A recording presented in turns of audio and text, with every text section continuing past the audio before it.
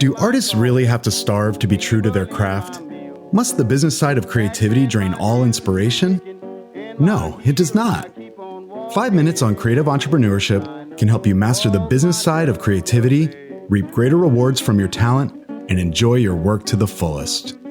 I'm so glad trouble don't last always.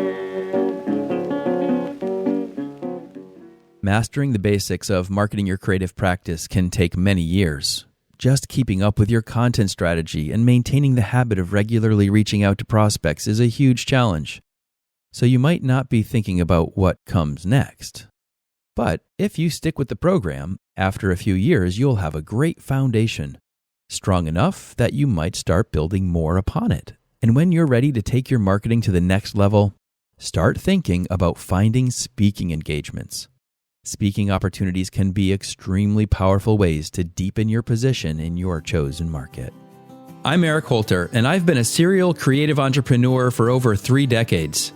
After graduating from Rhode Island School of Design in 1991, I could cut and print beautiful wood engravings. But I had no idea how to run a business. They just don't teach enough about business in art school. When you have the opportunity to speak to a group of prospects within your targeted niche, you should take it. There are compounding benefits to giving professional presentations. But what if you, like the overwhelming majority of people, are terrified at the thought of public speaking? Does the idea of getting on a stage and behind a mic in order to talk to a room full of strangers give you the sweats? There's so much to gain by public speaking, but you won't experience any of those benefits if you give in to your fears. When you speak in a professional context to prospects clearly within your niche, not only might you find a few new clients, but the very fact that you gave such a talk does wonders to validate your positioning. And when you land a speaking engagement, you should immediately write a blog post about your upcoming session, as well as post about it on social media. Whether these kinds of promotional activities add to your event's audience is somewhat irrelevant.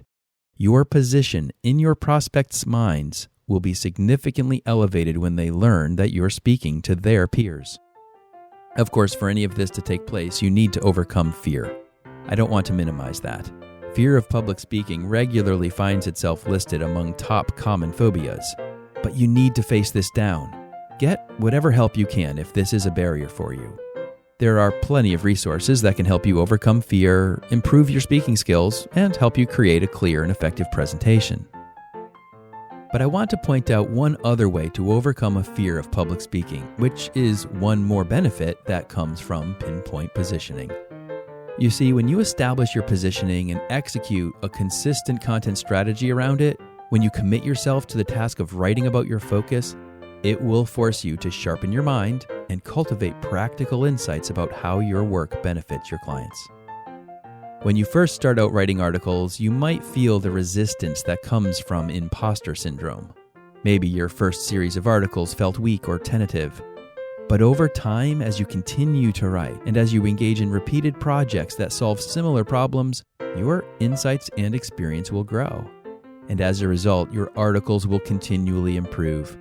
A content strategy that's grounded in pinpoint positioning is an upward cycle in which the effectiveness of your efforts grow, even as it gets easier and easier for you to continue it. The end result of persevering for a long time in the same direction is increased confidence in what you do and what you know. This confidence in your content may not help you to entirely overcome stage fright or conquer the jitters as you walk up to a podium, but it can be enough to get you there into the spotlight. And once you've given a few presentations, you'll realize that there really isn't all that much to fear in the first place. As you move in this direction, be sure to look for engagements that speak to your specific market. There are plenty of occasions to talk at local business luncheons or to peer groups. But you really want to be speaking at conferences within your chosen industry. Local speaking could be a good way to practice, but ultimately, you need to aim for well-targeted speaking engagements. Public speaking may feel scary at first, but the benefits you gain are well worth conquering your fears. And if you do, you'll take your confidence and your marketing to new heights. Until next week, don't let the business of creativity overwhelm your creative business. 5 Minutes on Creative Entrepreneurship is a podcast by Eric Holter, mentor to creative entrepreneurs. You can find more content and resources at erichholter.com. His book, Blazing the Freelance Trail, is available on Amazon in print, Kindle, and audio.